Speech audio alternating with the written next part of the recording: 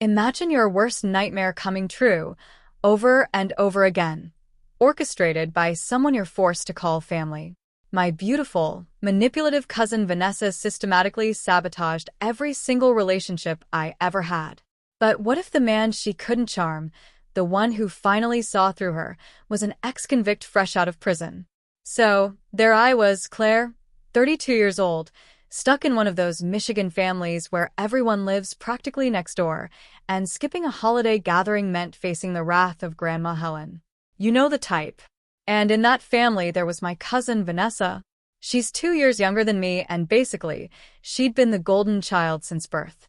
Here's the deal with Vanessa. She's beautiful. Like, genuinely, annoyingly beautiful.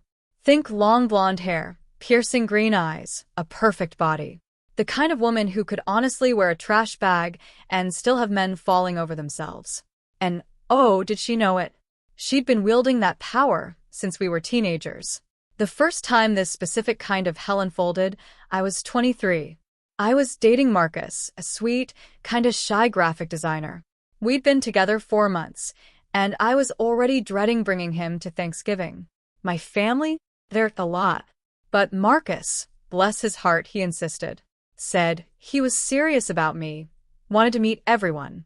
So, off we went to Aunt Diane's. And then Vanessa walked in. She was wearing this tiny red dress that was so ridiculously inappropriate for a family dinner, it almost felt like a deliberate provocation. But of course, nobody said a word. Nobody ever said anything to Vanessa. My mom just shot me this "here we go again" look and went back to the potatoes. Later, Marcus and I were chilling on the couch, chatting with my uncle about, I don't know, football? Then Vanessa sashayed over and literally squeezed herself between us. She'd just muscle her way into the middle, her leg pressing right against Marcus. She started in with her routine, asking him all these intense questions about his work, giggling and touching his arm when she laughed, leaning forward just enough so he could get a full view down her dress. I was right there, sitting right next to him, and she acted like I didn't even exist.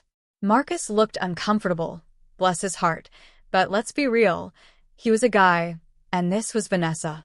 By the end of the night, my heart sank when I saw them alone in the kitchen. Her hand was on his chest, laughing at something he said. The moment they spotted me, Vanessa flashed that innocent, saccharine smile and chirped, "Oh, I was just telling Marcus how incredibly lucky he is to have you." 3 weeks later, Marcus broke up with me. Said he needed space, wasn't ready for anything serious. 2 months after that, there he was, tagged in one of Vanessa's Instagram photos. Arm around her waist, at some downtown bar. Just like that, it started. The pattern. And that was it. That was the sickening pattern. Every single relationship I dared to bring into the family fold, every guy I ever introduced, Vanessa would sink her claws in. It didn't matter if it was Thanksgiving, Christmas, Easter, or the 4th of July. I'd show up with a date, and she'd show up looking like she was heading to a nightclub. And by the end of the night, she'd have his undivided attention. There was Ryan, the teacher, when I was 25. Vanessa cornered him by the dessert table, spent a solid 30 minutes gushing about her charity work with underprivileged kids. They exchanged numbers supposedly to coordinate volunteer opportunities. I later found out they'd been texting for weeks. Then there was David, the accountant. Vanessa asked him to help her move furniture at her apartment. I wasn't invited. When I asked David about it, he got defensive, said I was being jealous and controlling. James. Tyler. Christopher. It was a conveyor belt of heartbreak, all orchestrated by her. But the absolute worst part? My family just let it happen. My mom would pull me aside, whisper that Vanessa was young and didn't mean anything by it. My aunt would tell me I shouldn't bring men around if I couldn't handle a little competition. And Grandma Helen? She'd sigh and suggest I work on being more feminine, and maybe then I could keep a man interested. Eventually, I just stopped bringing dates. For years, I'd show up alone, telling everyone I was focused on my career, happy being single. The truth? I was still dating. I just refused to give Vanessa any more ammunition. I just couldn't take it anymore. But then, I turned 31 and met Trevor. And he was perfect. A doctor, funny, genuinely kind, incredibly handsome. We'd been together 8 months, and it was the most stable, healthy relationship I'd ever experienced. He kept asking to meet my family, and I kept making excuses, dread building in my stomach. But Christmas was looming, and I couldn't dodge it any longer. I finally sat Trevor down. I laid it all out. Every single painful detail about Vanessa and her pattern. I told him she would absolutely try something, and he needed to just ignore her, stick by me, not fall for her games. Trevor, he actually laughed. He said, "Claire, I'm a grown man. I'm not going to let your cousin seduce me at a Christmas party. I love you. Stop worrying." I wanted to believe him. God, I really did. Christmas Eve. We drove to my parents' house, and I was so anxious I felt physically sick. Trevor kept squeezing my hand, telling me it would all be fine. Vanessa was already there. She was wearing this white sweater dress that looked like it was painted onto her, with heels that made her legs seem impossibly long. Her hair was styled in perfect waves. She looked like a Victoria's Secret model who'd somehow gotten lost on her way to a photo shoot. The moment she saw Trevor, her eyes lit up like Christmas morning itself. "You must be Trevor," she purred, walking over with that huge, fake smile. "I've heard so much about you." "Claire is so lucky." She hugged him. It lasted just a beat too long. Trevor was polite, but clearly distant. He kept his arm around my waist, made a point of kissing my forehead, stayed glued to my side. I actually started to relax. Maybe this time would be different. Maybe Trevor really was different. But Vanessa was patient. She always was. She spent the entire evening circling us like a shark. She'd sidle into whatever conversation we were having, laugh a little too loudly at Trevor's jokes, pepper him with questions about his work. Then, the inevitable. She accidentally spilled wine on her dress. "Oh, Trevor," she cooed. "You're a doctor. You must know how to get stains out. Can you help me in the kitchen?" I watched him hesitate. I watched him glance at me, a flicker of something in his eyes, before he followed her. To the kitchen. They were gone for 15 minutes. When they finally reappeared, Vanessa's dress was miraculously pristine, and Trevor looked flushed. He mumbled something about her asking him medical questions about her mom's knee surgery. I wanted to scream. We left early. I told my family I had a headache. Trevor drove home in silence while I just cried in the passenger seat. He swore nothing happened. Swore he loved me. Said Vanessa was just friendly, that I was overreacting. But I could see it. In his eyes. That same look all the others had gotten. That curiosity. That undeniable interest. We broke up in February. He said he needed to focus on his residency. A month later, in March, I saw him at a restaurant. With a blonde woman. It wasn't Vanessa, no. But it might as well have been. I was done. I was truly done. Done with dating. Done with family events. I told my mom I was too busy with work. I'd visit when I could. She was disappointed, but honestly, I just didn't care anymore. I was so tired of the humiliation. So utterly exhausted by Vanessa always winning. Then something unexpected happened. I started volunteering at a literacy program at the local library. One of their initiatives was corresponding with inmates who wanted to improve their reading and writing. I figured I needed a distraction, and helping people felt like a good use of my time. They matched me with a guy named Michael. He was 34, serving the last 2 years of a 7-year sentence for armed robbery. His first letter was short, just a few humble sentences thanking me and hoping to improve his writing. I wrote back, kept it light. My job as a project manager, hiking, Michigan weather, the usual. But his replies got deeper.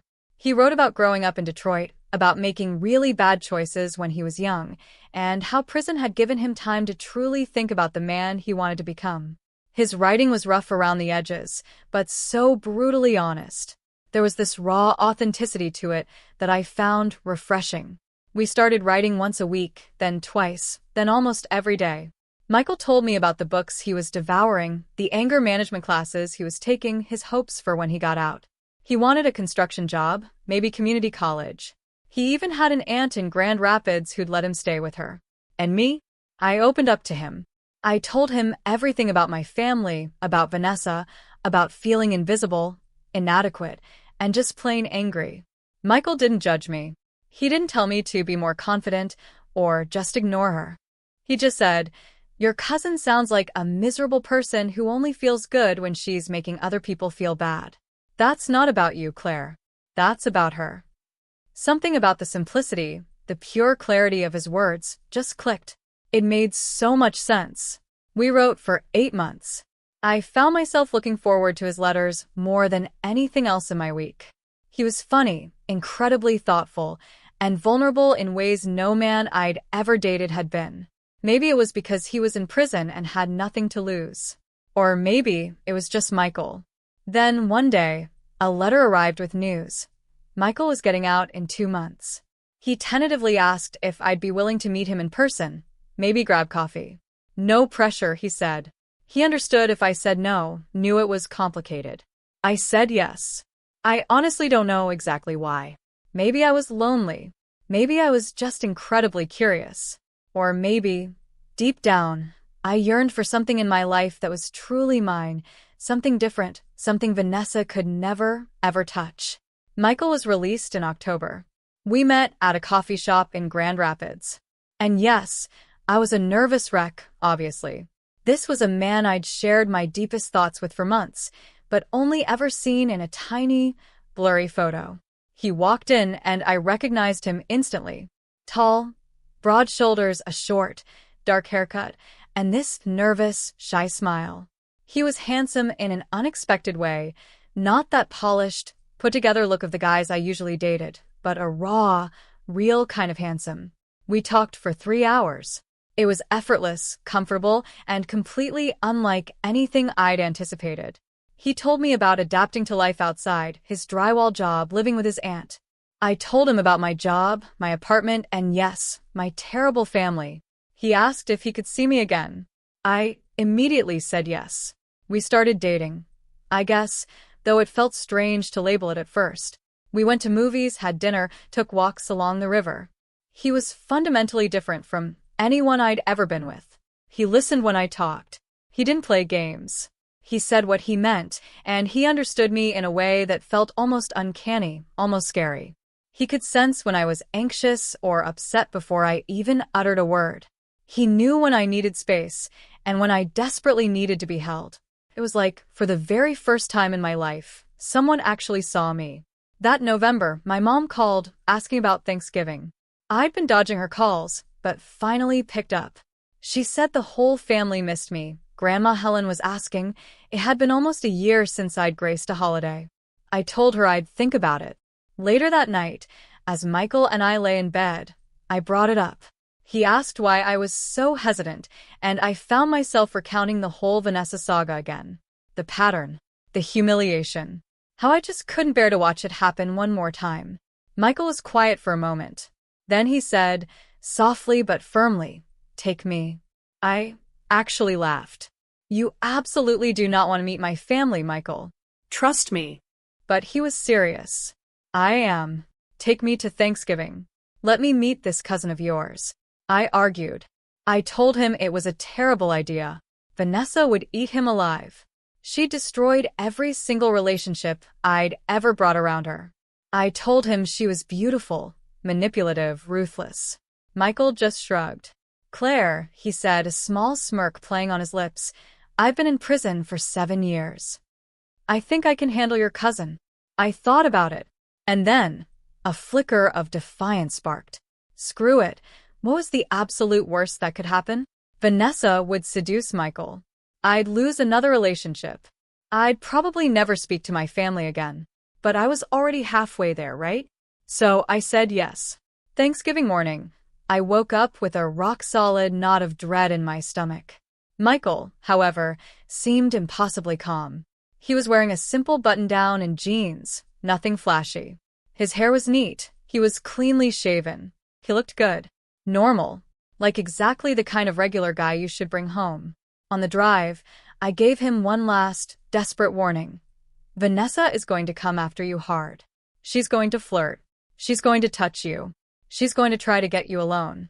Please, just stay with me. Do not fall for it. Michael took my hand. His grip was firm.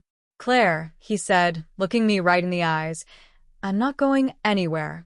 I promise. We walked in and the entire family was there. My mom hugged me like I'd been gone for years.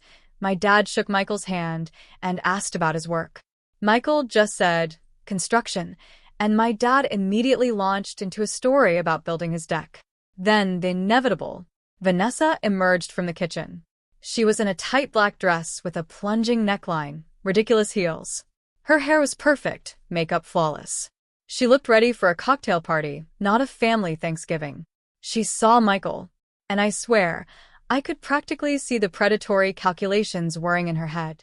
She walked over with that familiar, predatory smile. You must be Michael, she purred, extending her hand. I'm Vanessa, Claire's cousin. Michael shook her hand briefly. Nice to meet you. Vanessa held his hand for just a second too long. Oh, I've heard absolutely nothing about you, she said, a pointed glance at me. Claire keeps her life so private. She gave me that fake, innocent expression. How long have you two been together? A couple months, I mumbled. That is so sweet, Vanessa drawled.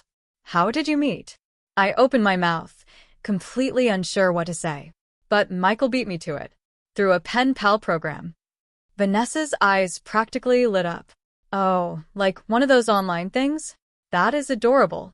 Something like that, Michael said, his voice completely even, totally unbothered. Vanessa launched into her usual routine. She asked him about his job, where he grew up, his hobbies. She touched his arm when she laughed. She leaned in when he talked. She did everything she always did. But Michael? He was polite, but utterly distant. He answered her questions briefly, then immediately turned back to me, or to someone else. His hand stayed firmly on my lower back, a constant anchor.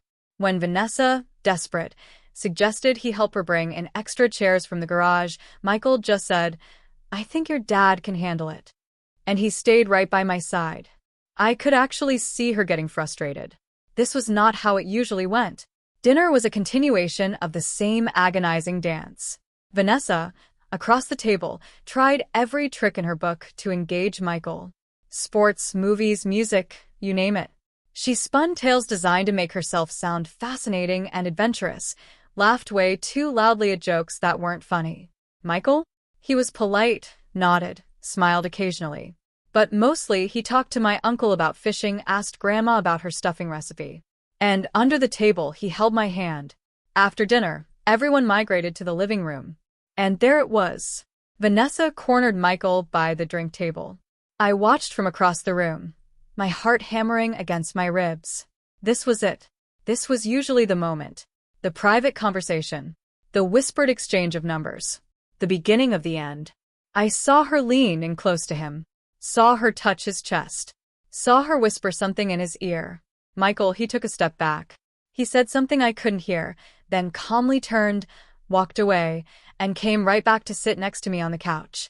Vanessa stood by the drink table, looking absolutely stunned. My mom leaned over, a small smile on her face, and whispered, I like this one. He seems steady. I almost burst into tears right there. We stayed for another hour, Vanessa still circling, still trying, but Michael didn't budge. He stayed with me, talked to my family, treated Vanessa like just another person in the room, not the center of the universe. When we finally left, I felt like I could actually breathe for the first time in years. In the car, I finally dared to ask Michael what Vanessa had said to him by the drink table. He hesitated. Then he just said, she told me you were damaged and insecure, and that I could do better. Then she gave me her number. My stomach dropped, a cold, familiar dread. And what did you say? I asked, my voice barely a whisper. I told her I wasn't interested, he said, his voice flat, and that she should probably work on being a better person before she tried to ruin anyone else's life. And then I just started crying. Not sad tears. These were tears of pure, overwhelming relief. Like something inside me that had been wound impossibly tight for years suddenly, utterly, released. Michael pulled over. He just held me. I sobbed into his shoulder in the passenger seat, and he didn't tell me to stop. He didn't ask what was wrong. He just held me. When I finally calmed down, I pulled back and looked at him, my eyes still wet. Why, Michael? Why didn't you fall for it? Every other guy has. She's beautiful. She's charming. She knows exactly what to say. He looked at me then, like I'd asked the dumbest question in the world. Claire, he said, I spent 7 years in prison. I learned pretty quick how to spot people who are full of garbage. Your cousin is miserable. You can see it in her eyes. She's not happy. She's not confident. She's desperate. And desperate people are boring. He paused just for a beat. Plus, I'm in love with you. Why would I want someone like her when I have you? I kissed him, right there, in the car on the side of that dark road. I kissed him like my entire life depended on it. That should have been the end of the story. Michael had proven he was different. Vanessa had failed. For once, I had won. We should have just ridden off into the sunset. But life, as I was about to learn, is never that simple. A week later, my phone rang. It was my mom, sounding completely unhinged. Vanessa had apparently come over in tears, claiming I'd brought an ex-convict to Thanksgiving without warning anyone. She'd looked Michael up online. Of course she had, found out about his record, and now she felt unsafe and disrespected. I was absolutely furious. Mom, I snapped. Michael's served his time. He's a good person. Vanessa's only upset because she couldn't manipulate him. My mom just sighed. Claire, honey, I know Vanessa can be difficult, but bringing a felon to a family event without telling anyone, it's just not okay. Your father is very upset. And Grandma Helen is worried. I hung up. I hung up on my own mother. For 3 weeks, I ignored my family. My phone was constantly buzzing with texts from various relatives. My aunt called me selfish. My uncle insisted I should have told them about Michael's past. Even Jessica, my favorite cousin, sent a long, carefully worded message about thinking of other people's feelings and safety. Only my younger brother texted, Vanessa's such a drama queen. Michael seems cool. Michael, bless his heart, felt terrible. He said he should have told me to warn my family, that he should have known his record would cause trouble. I told him it wasn't his fault, that my family was just looking for another excuse to make Vanessa the victim, like they always did. But it ate at me. The thought that I'd finally found someone truly good, someone real, and my family couldn't even be happy for me. The thought that Vanessa, even in losing, could somehow still snatch the spotlight and turn herself into the center of attention. Christmas arrived and I didn't go. I spent it with Michael at his aunt's house. She made ham and mashed potatoes and, miraculously, didn't ask a single invasive question or make a passive-aggressive comment. It was hands down the best Christmas I had ever had. Then in January, Jessica called again. Her voice was urgent. She needed to talk in person, said it was important. I almost said no, but something in her tone made me agree. We met at a coffee shop. Jessica was clearly a wreck. She ordered a latte and just held the cup, didn't even take a sip. I need to tell you something about Vanessa, she began, and you are not going to like it. I just waited, my heart already bracing itself. Jessica took a shaky breath. Last year, Vanessa started seeing a therapist. Aunt Diane made her go because of panic attacks. The therapist diagnosed her with something. I don't remember the exact term, but it basically boiled down to her being incredibly insecure, needing constant male validation to feel good about herself. That's not an excuse, I said, my voice sharp. I know. Jessica quickly interjected. I'm not saying it is. But here's the thing. The therapist told her she needed to apologize to you, to actually confront what she'd been doing all these years. And Vanessa refused. She said you were the problem, that you were jealous and bitter, and she didn't owe you anything. I felt physically sick. Jessica continued, but then you showed up with Michael at Thanksgiving. And something snapped. Vanessa came to my apartment that night, completely broke down. She was sobbing, saying she couldn't understand why Michael wasn't interested in her, why her usual tricks didn't work. She said she felt invisible for the first time in her life. Good. I heard myself say the word flat hard. And I absolutely meant it. That's not all, Jessica whispered, looking down at her coffee, tears welling in her own eyes. Vanessa has been stalking Michael online. Seriously stalking him. She found his old Facebook articles about his arrest. She even found his ex-girlfriend and sent her messages asking about him. My blood went cold. What? She's obsessed, Jessica said, her voice barely audible. She can't handle that she lost. So she's trying to find dirt, trying to prove to the family that he's dangerous or whatever. She's the one who told your mom about his record. She printed out articles and showed them to Grandma Helen. I couldn't breathe. Why are you telling me this, Jessica? Because, Jessica said, meeting my gaze, Vanessa is planning something. She's been talking about going to the police, making a complaint that Michael made her feel threatened at Thanksgiving. She's trying to get him in trouble. Maybe even sent back to prison. I couldn't let her do that without warning you. My world was tilting. She wouldn't. Even Vanessa wouldn't do that.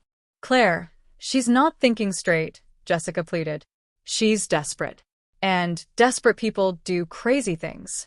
I left that coffee shop in a daze, my head spinning. I called Michael immediately, breathless, and told him everything. He was quiet for a long time, the silence heavy between us. Then he said, I knew something like this might happen. People don't like it when ex-cons try to build normal lives, Claire. There's always someone who wants to tear you down. We need to do something. We need to stop her. I cried, my voice tight with panic. There's nothing to stop, Michael said calmly. I didn't threaten her. I didn't do anything wrong. If she files a false report, it'll get thrown out. But it'll be on your record. I practically yelled. It'll follow you. Michael sighed, a sound heavy with resignation. Yeah, probably. I had never felt such pure, burning rage in my entire life. Rage at Vanessa for being so selfish, so unbelievably cruel, so utterly empty that she would try to destroy someone's life just to feel a fleeting sense of power. For the next 2 days, I tried to figure out what to do. I considered calling Vanessa, screaming at her, maybe even threatening her back. I thought about warning my parents, going to a lawyer. Then Michael said something that completely shifted everything. What if we just let her do it? I stared at him. What? What if we let her file the false report? He repeated, his gaze steady. Let her lie to the police. Let her put it all in writing. And then, we prove she's lying. How? I asked, my mind racing. Michael pulled out his phone. Open his voice memo app. I recorded our conversation at Thanksgiving, he said, his eyes serious. The one by the drink table when she gave me her number. I record a lot of conversations now, just in case. Prison habit. He played it. Vanessa's voice, crystal clear, filled the quiet room. Claire is damaged and insecure. You seem like a smart guy. You could do so much better. Here's my number. Call me if you want to have a real conversation. Then Michael's voice. I'm not interested. You should probably work on being a better person before you try to ruin anyone else's life. And Vanessa's laugh, bitter, sharp. Wow, you're just like her. Judgmental and boring. The recording ended. This proves she was coming on to me, Michael said, his jaw tight. If she claims I threatened her or made her uncomfortable, this contradicts that. It shows she was the aggressor. I looked at him, completely floored. You recorded that just in case? Told you, Michael said, a faint, sad smile. 7 years in prison teaches you to protect yourself. We decided to wait. If Vanessa filed a false report, we had our evidence. If she didn't, we'd just move on with our lives. 3 weeks crawled by. Nothing happened. I started to wonder if Jessica had been wrong, if maybe Vanessa had finally backed down. Then my mom called. Vanessa had been in a car accident, just a fender bender, thankfully, but she was shaken up. Mom said Vanessa wanted me to visit her in the hospital. I flat out said no. My mom got furious, called me cruel, said Vanessa was family, that I needed to put aside whatever petty grudge I was holding. I hung up, but that familiar, insidious guilt began to creep in. My family had trained me well. Feel guilty for having boundaries. Feel guilty for protecting myself. So I went. Not because I actually wanted to see Vanessa, but because I needed to prove to myself that I could be the bigger person. Vanessa was in a private room, propped up in bed, a small bandage on her forehead. She looked genuinely surprised to see me. "Claire," she whispered, "I didn't think you'd come." "I almost didn't," I replied, my voice flat. "Mom said you wanted to see me." Vanessa looked down at her hands. "I did. I need to tell you something." I just waited, my arms crossed, my heart a stone. "I've been really messed up," Vanessa said, her voice quiet, shaky. "Like, really, really messed up. My therapist says I've been using male attention to avoid dealing with trauma from when I was younger. And I know that's not an excuse for what I've done to you. For what I've done to all your relationships." I didn't say a word. Vanessa continued, tears now freely streaming down her face. "I've been so jealous of you for so long. You've always had your life together. A good job, your own apartment. You're smart and funny, and people actually like you. And I have nothing. Just my looks. And I've been so terrified of losing that, of becoming invisible, that I've been trying to prove I'm better than you by taking the one thing you had that I didn't. My relationships, I thought." "Yes," Vanessa whispered, confirming my thought. "And I know that's so messed up. I know I've hurt you so badly. And I'm sorry." I am so, so sorry." I stood there, staring at her. This woman, this person who had tormented me for years, systematically destroying relationship after relationship, making me feel worthless, invisible, and utterly broken. And now she was crying, apologizing, finally admitting she was the problem. I should have felt vindicated. I should have felt triumphant. Instead, I just felt tired. Deeply, profoundly tired. "I don't forgive you," I said, my voice steady, devoid of emotion. "I don't know if I ever will. But I appreciate you finally admitting what you've done." Vanessa nodded, still weeping. I turned to leave, but then stopped, looking back at her. "For what it's worth, I hope you get the help you need. I hope you figure out who you are beyond your looks. But I will not be part of that journey. Don't contact me. Don't contact Michael. Just leave us alone." I walked out into the hallway and practically crashed into Jessica. She immediately hugged me. "I'm proud of you," she whispered. I asked her, my voice low, "What happened? Why this sudden change of heart?"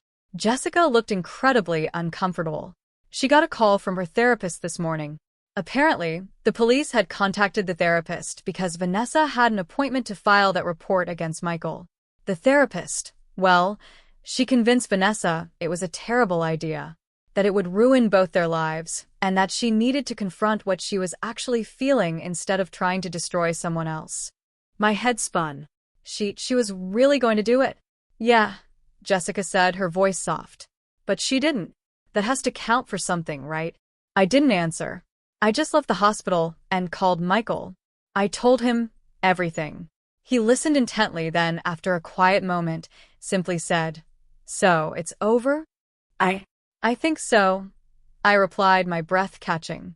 "Good," Michael said, a small, knowing smile on his face. "Because I have something to ask you." My heart actually skipped a beat. "What?" "Move in with me."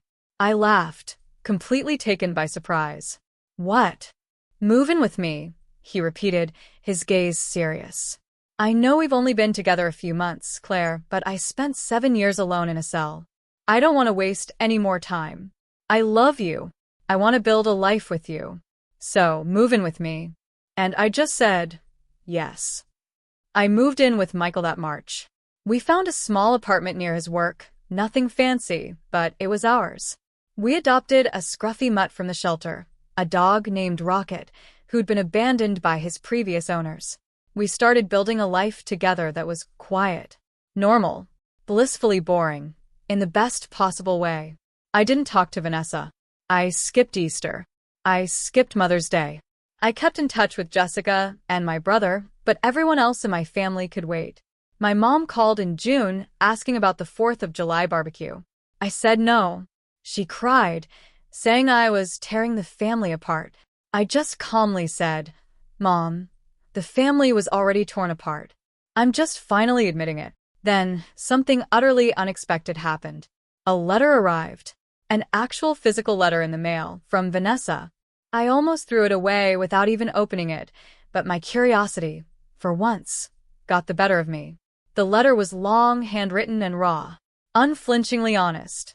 Vanessa wrote about her childhood, about being sexually abused by a family friend when she was 12, and how no one had believed her when she told her parents. She wrote about learning that her looks were the only thing people valued about her, that her body was her only currency. She wrote about years of therapy, medication, trying to figure out why she was so profoundly broken. She wrote about me. About how watching me succeed in life while she felt like she was falling apart made her feel utterly worthless. About how she'd convinced herself that if she could just take away my happiness, she would feel better about herself. She wrote that she was in intensive therapy now, had cut off toxic friends, and was actively trying to build a life based on something other than male validation. She said she didn't expect forgiveness. She just wanted me to understand. At the end of the letter, there was a printout of a photo. It was from one of the times she'd stolen a boyfriend from me, David, I think. They were at some party, smiling for the camera. On the back, she'd written, "I am sorry I made you feel invisible. The truth is, I was the one who felt invisible." I showed the letter to Michael. He read it carefully, his brow furrowed, then looked at me. "What are you going to do?" I don't know," I admitted honestly.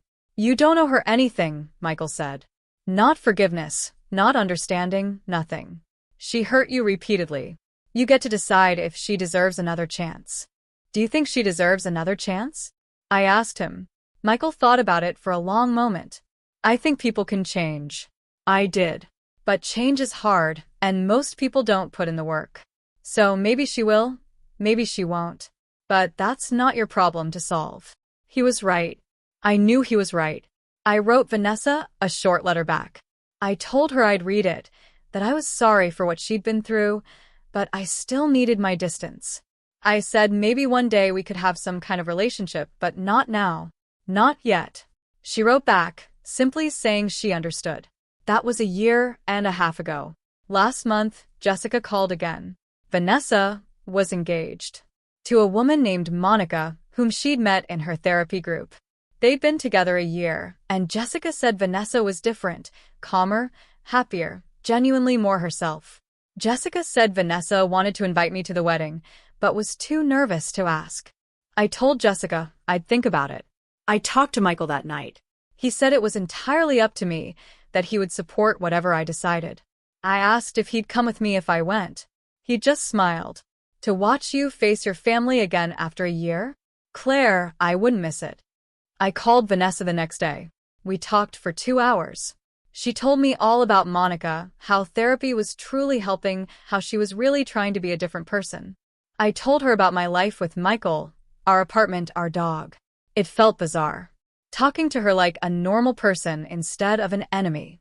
At the end of the call, she asked if I'd come to the wedding. She said she'd understand if I said no, but that it would mean the world to her if I was there. I said yes. The wedding is in 2 months. I have no idea how I'll feel seeing my family again, seeing Vanessa marry someone and claim to be a changed person. I honestly don't know if I truly believe people can change, or if Vanessa is just better at hiding her demons now. But I guess I'll find out. Michael says that's the thing about life after prison. You learn to take things one day at a time.